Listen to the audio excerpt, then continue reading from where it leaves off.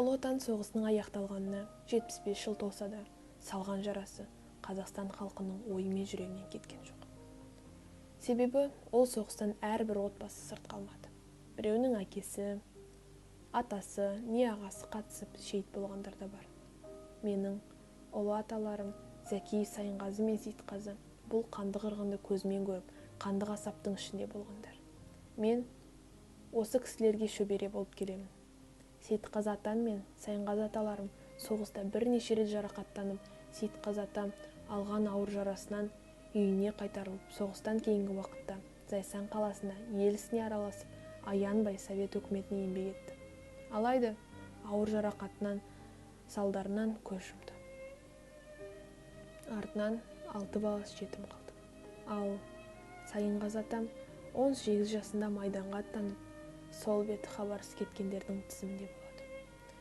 Сейітқазы бабам ағасы Сайынғазының жерленген жерін қайтсе де табу керектігінің өзінің ұлдары менің атам Аманжол, екінші ұлы Болат Зәкиевке аманаттайды. Әке аманатын орындау үшін аталарым үнемі іздестіруде болады. Қанша архивтерге, адамдарға жүгінеді, бірақ 2000 жылы Сайынғазы атамның жерленген жерін табады. Ол қасиетті Украина жері екен.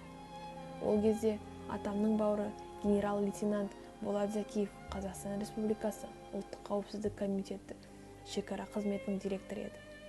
Атамның жерленген жері табылған соң Болат атам Украина еліне аттанады. Ол жерде атамды Украина елшілігі құрметтен қарсы алып, Сайынғазы атамның жерленген жеріне алып барады. Сайынғазы атам соғыста мерт болған кезде бар жоғы 20 жаста ғана екен. Әскери шені сержант.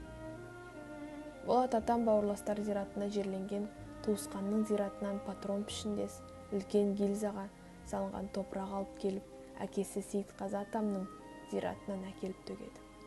Мен осы көріністерді видеодан көре отырып, үлкен тербелісте болдым. Көзіме жас келді.